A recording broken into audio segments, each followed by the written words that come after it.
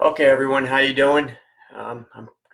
This will be a fast read through. I'll be back on another time. I promise I will read this chapter for you. It's called Institutionalized, Breaking Mental Chains. Dear listener, for those who do not know me, or for those that have not read my book, Self-Heal and Become Success, my father was a New York NYPD officer, and some stories he told me had shaped my life or saved my life. One story that had stuck in my mind was about this little girl that was kidnapped and became institutionalized to her kidnappers.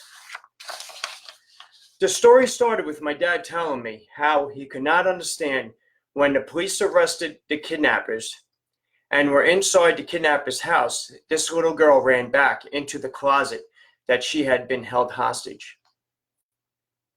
This little girl was finally free, and she ran back to what became her mental comfort zone.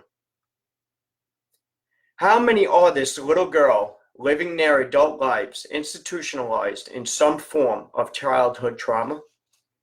Maybe not running into a closet for security, but running mentally into what became a comfort zone, a security blanket.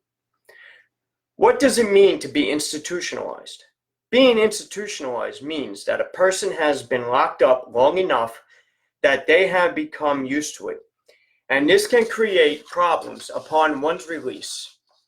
Prison has a very different culture and day-to-day life than life on the outside, and if you spend long on the inside, you quickly become used to it, the internet. In this chapter, I am not talking about physical prisons. However, if we live in a mental prison of the mind, does our mind create that emotion into mental chains that build our reality in some form? Are many living with mental chains from something that their past has created into their reality in some form? Could people be living in a mental mind institute from their past generations? What if you never release this, or at least witness this? Will you pass these emotions, feelings on to the next generation? I believe self-healing your way towards a blissful state of mind is the secret to your success. How does one do this? They must transform their diversity, failure, and negative life patterns into a blessing and asset. Let us build our blessings, not our beliefs. We all see it. Some people seem to have everything, fame, money, big houses, etc., lose control of their lives. Why? They never broke out of that closet, their comfort zone, their mental chains. They did everything possible to cover their pain. The mind knows no different. It reacts to and creates what you give it. Many will build their hidden emotions and pains into reality in some form. I have. How do we start transforming diversity, failure, and trauma into a blessing? Number one, always outdo the yesterday self in a positive, productive way. Number two, shut down the noise. Number three, learn to shift negative emotions and thought patterns on the spot. Number four, learn to listen to silence. Silence is the place you can find self and guidance. 4A, find a way to protect yourself from overpowering negative emotions and thoughts. Number 5, find the blessing in everything. Number 6, look at the past as a roadmap to success. No matter how bad you believe the past is, you holding your trauma inside or trying to hide from it is not helping anyone, and especially not helping self. Chances are someone had it a lot worse than you.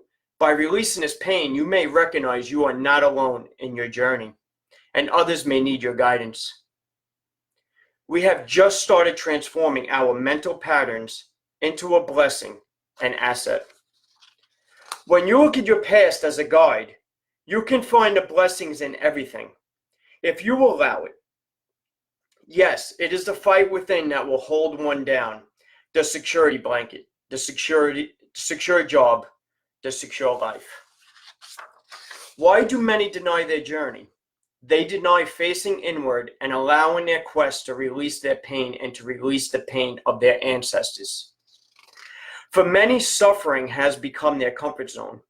We hold on to this suffering as if it is normal. Well, for most, it became normal.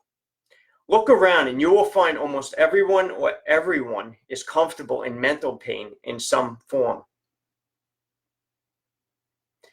as if they enjoy it, as if they have become institutionalized with the reality they have been given. Yes, maybe some will become richer with money. I will ask, will they also be rich in the mind and heart? What if you have something holding you back and you do not remember any trauma? What if the mental injury that you have was someone else's in the past, your past generation, and those emotions and thought patterns had been passed to you? I ask this: how many in your family tree repeated this trauma or is now repeating this habit in some form?